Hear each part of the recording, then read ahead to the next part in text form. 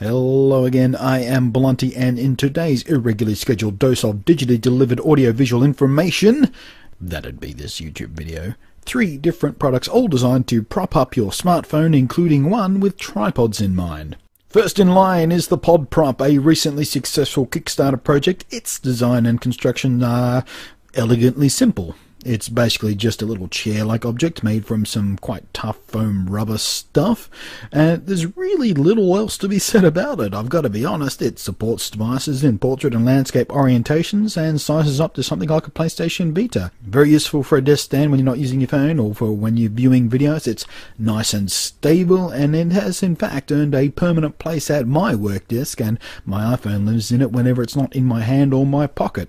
It's even got some channels molded into the base of it so you can run your power and data cables to your device if you need to. It also makes quite a passable stress ball if you're a bit of a grouch. Hit up podprops.com for everything else you need to know. Next up is the Tiltpod, which was sent in by bitemyapple.co. They also sell a bunch of other stuff for Apple gear. The Tiltpod is much like the Podprop in that it's a simple little support for your phone. In this case, it's been made specifically for the iPhone, and it sacrifices some bulk and some stability for supreme portability.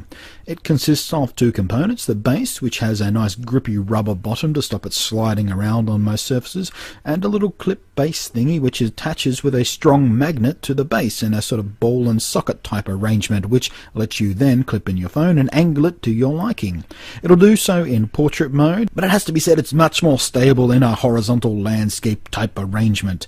It's tiny enough to live on your keyring and you'll barely notice it's there. Out in the world, it performs as a decent base for photography and taking videos, but I imagine given its kind of unbreakable nature and its you'll never notice it weight, I'll be using it more often as a prop for watching videos when I'm travelling, especially on planes and such. It's just so tiny and small and out of the way. What else is there to say? Tiltpod, tiny, inexpensive, reliable and clever. What's not to like about it, really? And lastly, the cleverest and my favourite of the 3, the Capta. It's yet another successful Kickstarter project. Seriously, how much do you love Kickstarter? It's a hybrid accessory for pretty much any and all smartphones. Carved from a block of aluminium, or aluminum if you're from you-know-where. You're going to have to try real hard to so much as dent it, let alone break it under regular use. And even then, even if you bang the hell out of it, it's still going to work. Its secret sauce is a specially designed sticky pad under a protective cover plate.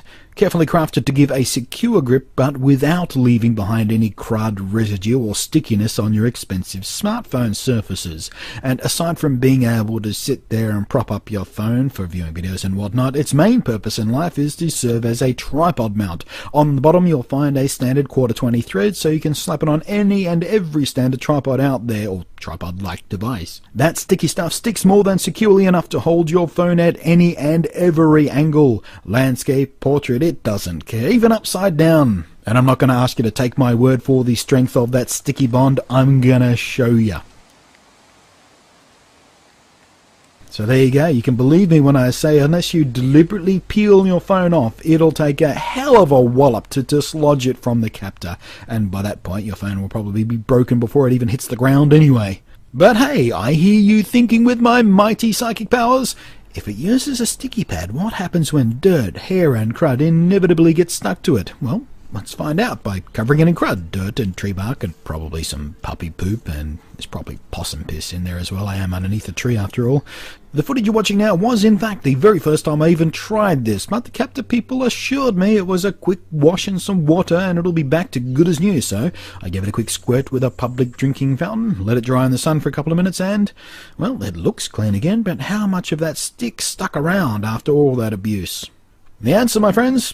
All of it. I shook the bejesus out of my phone and it absolutely refused to clatter miserably to the ground, so colour me impressed.